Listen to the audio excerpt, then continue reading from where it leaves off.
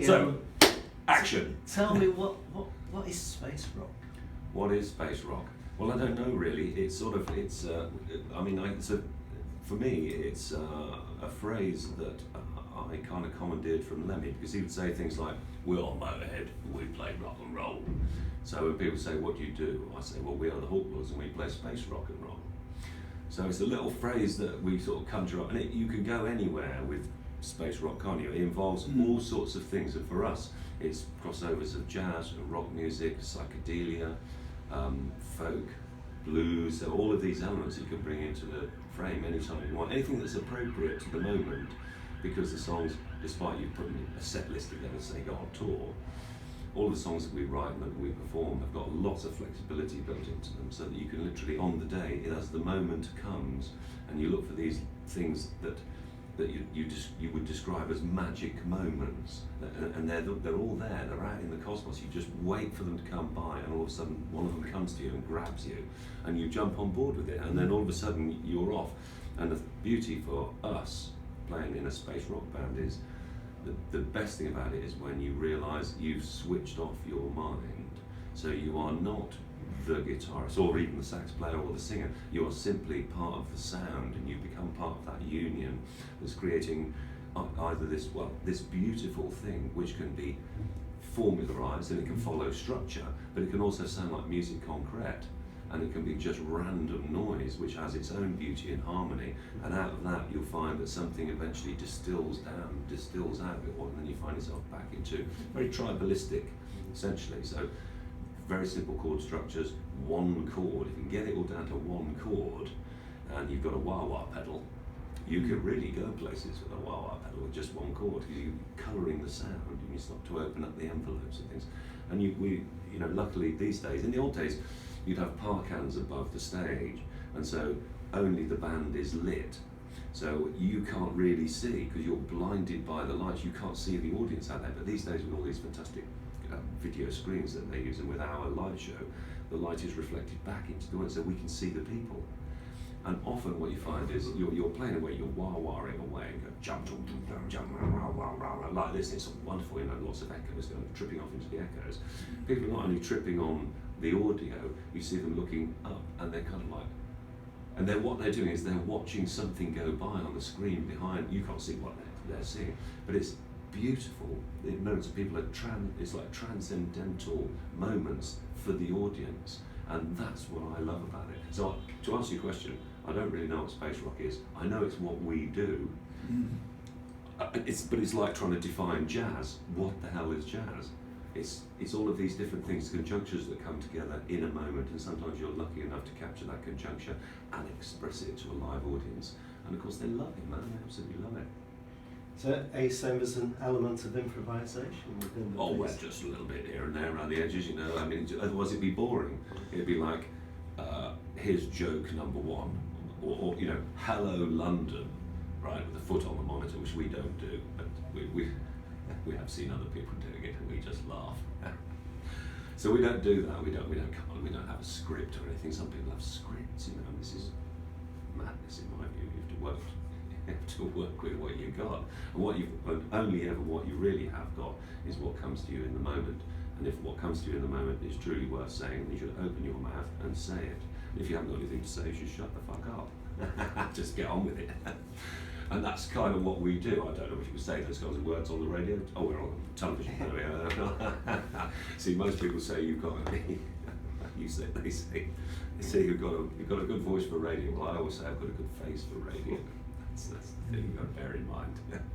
So if anybody wants to hire me for voiceover, I'm available, and we can do all kinds of voices, can't we, Nick? We have all kinds of squeaky, crazy voices we can do. Can I just ask you what you think to the present prog scene? There's a lot of bands emerging all the time. What I think to the present prog scene, yeah, I do hear stuff. I mean, most of the radio that I listen to mostly is Radio 3, because on Radio 3 is one of the few national broadcast stations where you will hear everything that there is to hear. in the musical spectrum at some point during the day. So late junction, late at night, and then through the night for those somnambulists amongst us who maybe can't get to sleep because they've been up all day doing other things that they shouldn't perhaps be doing when they should have been writing tunes, you know. We like the night time anyway, you know, it's when the ideas come to you. Radio on in the background often is a good catalyst to think about structure and beauty with lots of different elements all coming together to create these colours and textures, which is what we do in space rock. Again, it's all about making a space and rocking it out in a way and filling it with beauty, or the absence of that. So silence, it can be just as effective.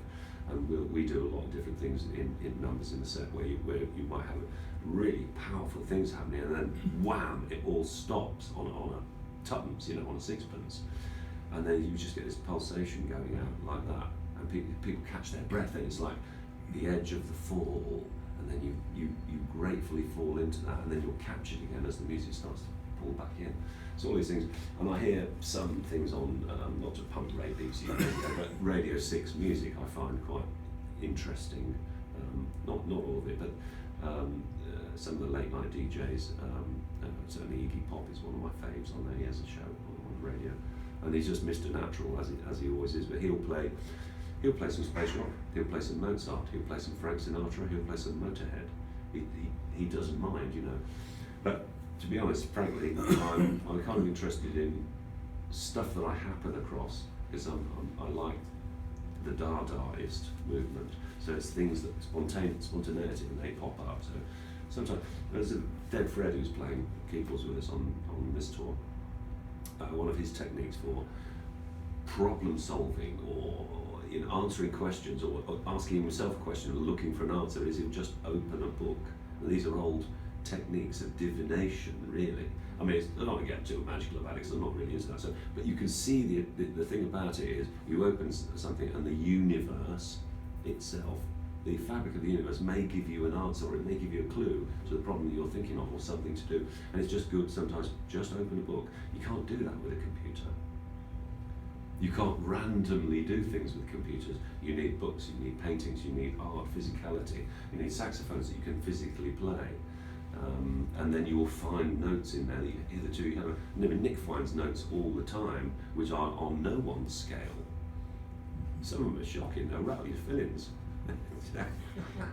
and break your windows, and you know, and out of that you get this wonderful beauty, because we use echoes a lot of echo and flanges and phases and all that kind of thing. It's all going on out the front from our sound people who are. All our people who work with us are brilliant. They are all artists in their own right. So when we go and do a performance, all our people are out there, lighting crew, sound engineers, all of that, they're all doing their special magic for the sound.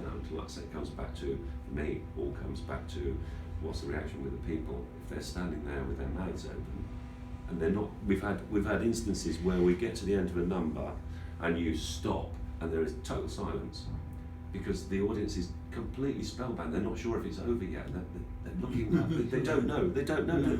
And this is beautiful. It's the naivete of that moment, which is absolutely gorgeous. And for a Dadaist, that's beauty in itself. It's the absence of reaction. It is the acceptance of the instance. That's metaphysical nonsense here, you know. But it's all Proustian. You know, time, art, identity. So all these kind of 5 principles. They are important things, and most people pass them by because they're not educated. We're not taught these things in everyday life, you know. Anyway, I'll rattle on. Sorry about this, folks, but you know, if you know me, I'm a bit of a rattler. Like, that's great. We've got enough there. Yeah. Thank you. Got more than enough, I should think. Good luck with that. I really enjoyed that. Thank you. It really gives Thank you for listening. Insight into the music.